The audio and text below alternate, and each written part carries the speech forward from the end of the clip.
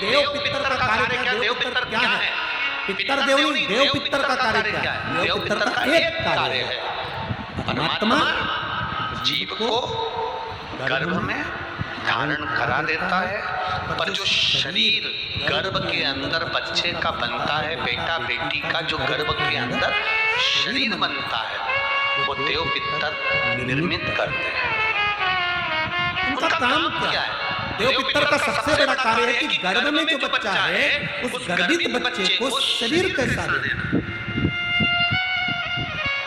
उसकी नेत्र ज्योति कम रखना है, श्रवण शक्ति कम रखना है, उसकी छाती में, उसके हृदय में, उसके दिल में छेद करना है, हड्डी को कमजोर करना है, पांव टेढ़ा करना है, हाथ टेढ़ा करना है, या उस शरीर को सही तरह से निर्मित करना है। ये देव पितर का काम है।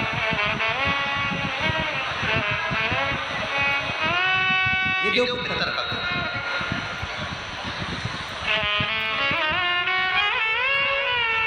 एक जैसे आप लोगों के स्मरण में होगा कि श्राद्ध पक्ष के अंदर चुटकी भर आटा दरवाजे की दोनों चौखट पर डाला जाता है। किसी किसी के यहाँ दरवाजे पर आटे से रंगोली बनाई जाती है। कहीं देखी आप लोगों ने कि नहीं देखी? स्मरण में होगा किसी के दरवाजे पर आटा डाला जाता है, वो देव पितर के भाव से डाला जाता है। जिस बेटे बेटी का मंगल विवाह नहीं हो रहा हो, शुभ कार्य की सूचना नहीं आ रही हो, बहुत दिनों से फाइल कहीं लगी हुई है, अटकी हुई है, नहीं काम हो रहा, हम उनसे कहेंगे ये जो 16 दिन श्राद्ध के हैं, जितने दिन निकल गए, जितने दिन बचे हैं, उन दिन में आपके दरवाजे के बाहर एक चुटकी घर से आटा लाकर चौखट के इस ओर, चौखट के उस ओर, दोनों जगह चुटकी भर आटे को डालना प्रारंभ करो। 16 दिन श्राद्ध के पूर्ण हो। जब अमावस्या आए, किसी जलाशय, सरोवर, तालाब, बावड़ी, कुआं, उसके पास में घी का दिया लगाकर आना, बाबा से प्रार्थना कर आना। केवल 22 से 24 दिन निकलते हैं और घर में कोई शुभ कार्य की सूचना आना प्रारंभ हो जाती है। वो देव पितर का, वो कार्य देव पितर का। वो देव पितर किस तरह से करेगा? बेटे की शादी, बेटी की शादी, हम कहें किसी के 42 साल की अगर उम्र हो गई है, 40 साल, 42 साल, 35 साल, 38 साल, शादी नहीं हो रही तो कर दे। एक बार बाबा से प्रार्थना कर देखना। देव पितर का कार्य क्या है? घर में शुभ कार्य को करवाना, घर में अच्छी चीजें लाना, गर्भ में जो बच्चा है उस बच्चे को शरीर पूरा देना, ये देव पितर का कार्य है। पितृदेव और देव पितर में बहुत अंतर है, बहुत अंतर। एक चुटकी आटा, अब तो थोड़ा सा रंगोली का काम ज्यादा हो गया, नहीं तो हमने पहले भी कथाओं में कहा है कि 3 जगह पर आटे की रंगोली काम करती है, जिसका फल 1000 गुना होता है। 3 जगह पर आटे की रंगोली काम करती है, हमने पहले भी कहा। पहला, पितरों की पूजन हो रही हो, पितरों का पाटा भरा रहा हो, पितरों के लिए जोत लग रही हो, पितरों के लिए या अन्य स्थान पर कहीं पूजन हो, तो वहाँ पर आटे की रंगोली काम आती है। वहाँ पर रंग बिरंगी या पत्थर की रंगोली नहीं, मिट्टी की रंगोली नहीं, आटे की रंगोली काम आती है। दूसरे नंबर पर तुम्हारे घर में यज्ञ हो रहा हो, घर के बाहर यज्ञ हो रहा हो, यज्ञ चल रहा हो, उस यज्ञ में 3 परिधियां बनती हैं, ब्रह्मा विष्णु महेश की। देखिए आप लोगों ने यज्ञ कुंड जो बनाया जाता है, उस यज्ञ कुंड पर पत्थर की रंगोली नहीं, मिट्टी की रंगोली नहीं, आटे की रंगोली डलना चाहिए। ये पहले डलती थी, अब लोगों ने फैशन में दूसरी डालना प्रारंभ कर दी। आटे की रंगोली डली होती है जब हम साकल्य छोड़ते हैं, अग्नि को जब हम साकल्य देते हैं, तो जिस आटे की रंगोली उस पर बनी होती है तो हमारी जो सांकल्य छोड़ी जाती है उसमें से एक अंश भाग हमारे पितरों के खाते में चला जाता है, जिससे पितरों की मुक्ति प्राप्त हो जाती है। तीसरा, आटे की रंगोली। तीसरी, घर में शादी हो रही हो, मंडप बना हो, उस मंडप के नीचे जब पूजन हो रही हो उस समय पर पत्थर की या मिट्टी की रंगोली नहीं। अगर पंडित पूजन करा रहे हैं या मंडप की पूजन हो रही है जिसके नीचे लड़का लड़की की भावर होगी, दूल्हा बैठेगा, दुल्हन बैठेगी, वहाँ मिट्टी की रंगोली या पत्थर की रंगोली नहीं, उस जगह पर आटे की, हल्दी की रंगोली डाली जाती है। अब आप क्या डालते कि नहीं डालते पता नहीं, पर हमारे यहाँ शास्त्र रीति कहती है ये 3 जगह की जो रंगोलियां हैं ये हमको आटे की रंगोली डलने से, क्यों शादी के मंडप में पत्थर की रंगोली या मिट्टी की रंगोली क्यों नहीं डाली जाती? शादी के मंडप में यहाँ दूल्हा दुल्हन की शादी होती है, वहाँ पंडित जी भी आटे की रंगोली डाल देते हैं, घर की बहन बेटियां आटे की रंगोली डाल देती है। उसका कारण क्या होता है? जिसकी शादी में मंडप के नीचे आटे की रंगोली डलती है वहाँ पितरों को निमंत्रण नहीं देने की जरूरत पड़ती, वहाँ पितर उस वर कन्या को आशीर्वाद देते हैं जिससे उनका वंश बढ़ता है, वंश भुगतान। और ये निश्चित है जिसकी शादी में, जिसके विवाह में आटे की रंगोली डलकर भावर हुई होगी उसके घर में संतान सुख रुक नहीं सकता, उसके यहाँ संतान का सुख होता ही है। जिसके यहाँ आजकल ये पत्थर रंगोली डाल देते हैं, डाल दिया और कह दिया बस, क्योंकि आजकल फैशन में तो दुनिया जी रही है, तो आटे की रंगोली कौन डाले, तो वो फैशन में चल गया, तो संतान की प्राप्ति में भी थोड़ा सा। अब तुम देखो पहले का समय आज का समय कितना अंतर है हमारा।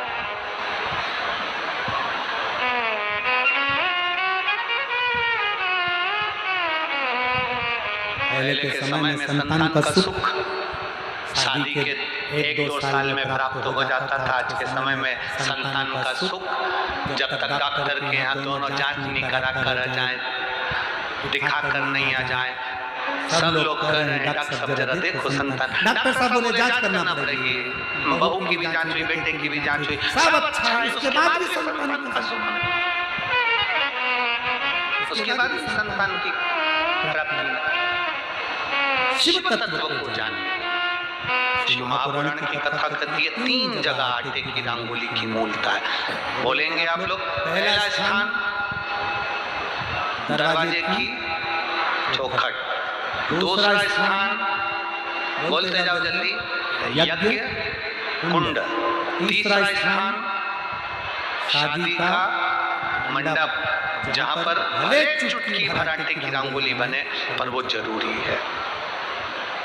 3 स्थान आटे की रंगोली के। ये उसी तरह है जैसे तुम्हारे दरवाजे पर तुम मोती की बंदरवाल लगा लो, चमकदार बंदरवाल लगा लो, हाथ से बनी हुई बंदरवाल लगा लो, पर जब तक तुम आम के पत्ते की बंदरवाल नहीं लगाते तब तक घर में लक्ष्मी का प्रवेश नहीं होता है। आम के पत्ते की बंदर,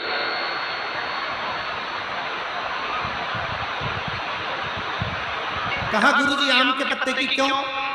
तो शास्त्र कहता है, शिव महापुराण में उमाखंड कह रहा है, कामदेव आम के पल्लव में छुपकर बाण मार रहे थे। कहाँ छुपे थे? आम के पल्लव, आम के पत्तों में छुपकर कामदेव बाण चला रहे। भगवान शंकर का जब तीसरा नेत्र खुला, कामदेव आम के वृक्ष पर भस्म हो गए, आम का वृक्ष जलने लगा, आम के पत्तों में अग्नि प्रकट होने लगी। तब वरुण देव आए और वरुण देव ने आकर हाथ जोड़कर निवेदन करा, बाबा बाबा। भोलेनाथ जी बोले क्या बात है वरुण? वरुण जी कहते हैं इस आम के वृक्ष ने तो कुछ नहीं बिगाड़ा, फिर ये क्यों जल रहा? आप कृपा करिए, दया करिए।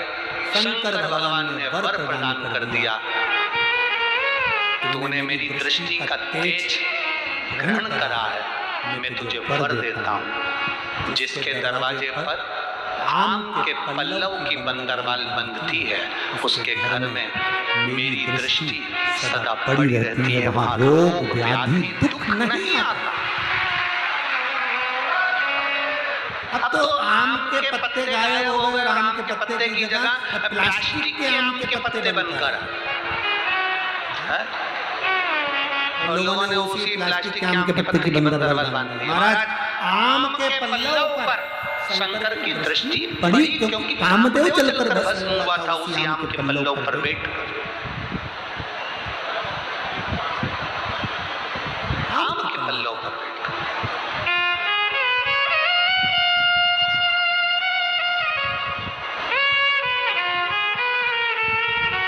महाराज शिव कथा कर रही है, भगवान शंकर का संवाद कर रहा है, भगवान शंकर का स्मरण कर रहा है। जब सुप्रिया ने अपने पुत्र से कहा, वृषकेतु से कहा कि शिव भक्ति से भगवान शंकर को एक लोटा जल जब हम पितृपक्ष में भी समर्पित करते हैं तो हमारे पूर्वजों को वो जल प्राप्त होता है,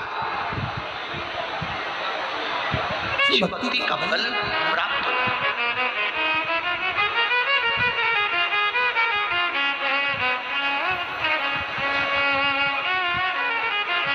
तेरी कृपा बिना नहीं एक मियां लेते हैं श्वास तेरी कृपा से बखान क्या करूं मैं रातों के ढेर का, झपटी भभूत में खजाना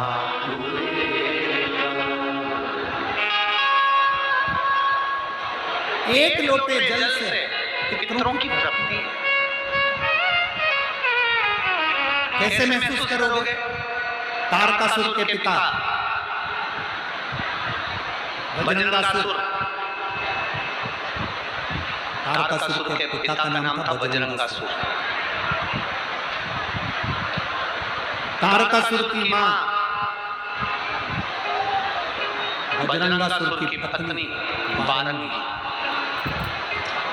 जब बजरंगासुर मर गया, बारंगी वन में घूम रही थी, भ्रमण कर रही थी,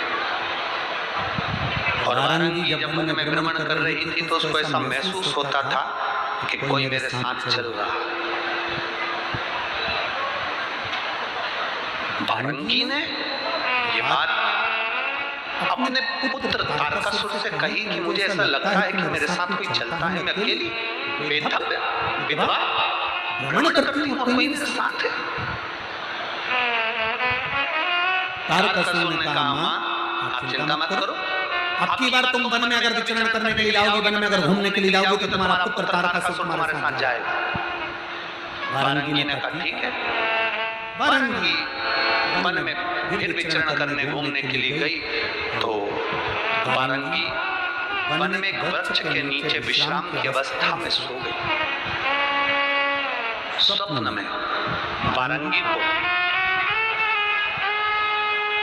बजरंगासुर नजर आया और बहुत बहुत रो रहा, बहुत मेरी गलती। शिव महापुराण की कथा कहती है पितरों के स्वप्न का वर्णन किया गया।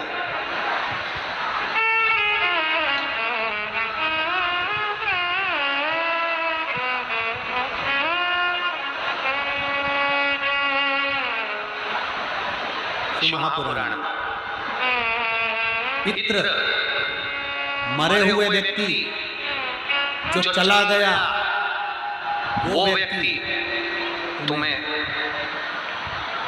रोता हुआ नजर आ रहा है तो समझ लेना कि घर में कोई व्याधि, कोई तकलीफ, कोई कष्ट आने वाला है। पितृ अगर रोते दिख रहे हैं तो व्याधि कष्ट आने वाला है। पितृ हंसते हुए नजर आ रहे हैं तो समझ लो कोई सुख की घड़ी हमारे यहाँ आने वाली है। और पितृ स्वप्न में अगर कह रहे हैं कि मुझे भूख लग रही है, प्यास लग रही है, पानी पिला दो, भोजन करा दो, समझ लो घर में कोई बड़ी बीमारी प्रवेश करने वाली है। उस बीमारी का प्रवेश हमारे घर में हो रहा। पितृ गए हुए जीव, पितृ घर में अगर भ्रमण करते नजर आ रहे हैं, पूरे घर में घूमते हुए नजर आ रहे हैं, छत पर, कमरे में, कक्ष पर, अपने परिंदे पर, रसोई घर में काम करते नजर आ रहे हैं, व्यापार में, व्यवसाय में पितृ भ्रमण करते जो गया हुआ जीव है वो घूमता नजर आ रहा है, तो शिव महापुराण की कथा कहती है उस जीव को कुछ करने की जरूरत नहीं पड़ती। पितृ घूमते हुए जब नजर आते हैं, जब हमारे पितृलोक में आराम से निवास करते हैं और आनंद से रहते हैं। 4 तरह के स्वप्न हैं, रोता हुआ देखना, हंसता हुआ देखना, भ्रमण करते हुए देखना, भूख और प्यास में व्याकुल देखना।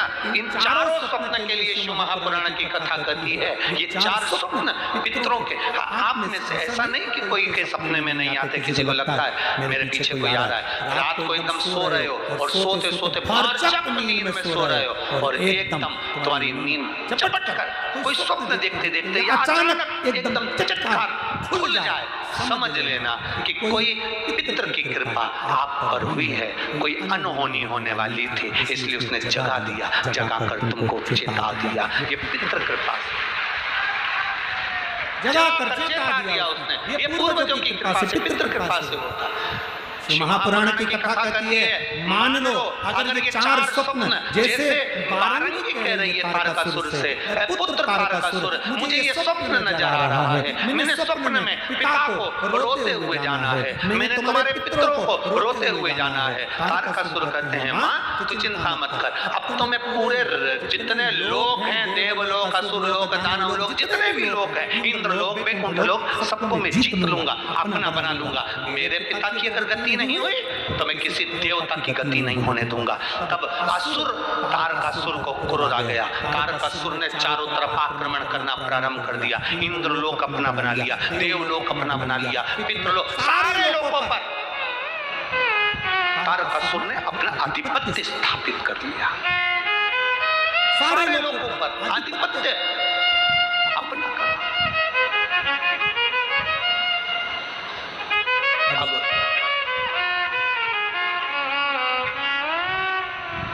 सभी लोग पर जब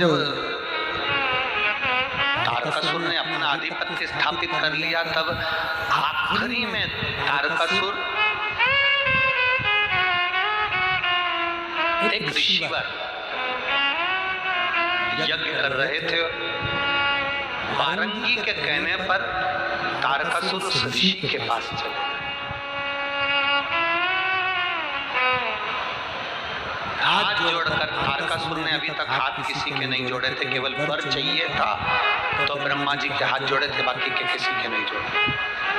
आखिरी में हाथ जोड़कर ऋषिवर से कहा, वारंगी ने, मेरा पति मुक्ति नहीं हुई, मुक्ति नहीं, तो कहा, ऋषिवर बोले कि एक काम करो कि पितरों के निमित्तार्थ भोजन की व्यवस्था किसी दीन को, किसी गरीब को, किसी दुखी को, किसी ब्राह्मण जनादि को कराओ। अब तारकासुर अगर किसी को निमंत्रण देगा तो कोई ब्राह्मण भोजन करने आएगा क्या? जम के तो बोलो जरा।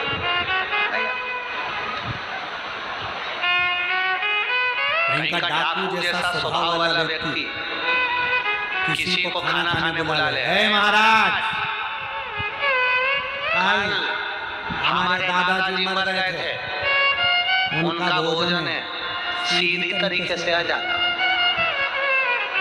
अब पंडित जी तो आते तो बेचारे ऊपर से नीचे तक गीले हो गए, क्या भोजन करने जाए जब डरा कर बुलाया जाए। हे महाराज, कल हमारे दादाजी मर गए थे, उनका भोजन है, तुम आ जाना सीधी तरीके से। और बोला भी ऐसा कि सीधी तरीके से आ जाना। अब घर पे जाकर पंडित जी को बुखार आ गया। पत्नी ने पूछा, हुआ क्या? क्या हुआ? उसने बुलाया है, एक तो बोलता गंदा, ऊपर से अगर जरा सी भी गलती हो जाए तो मारने काटने दौड़ता। पत्नी बोली तुम चिंता मत करो, और कंजूस रायता कि 1 रुपया तो छाती से छूट जाए, दूसरे का उठा के लिया था। अब दुख इतना हो रहा है कि हम खाना खाने गए और हमारी धोती और कुर्ता भी ले लिया। तो पंडितायन ने कहा तुम चिंता मत करो, तुम तो भोजन कर।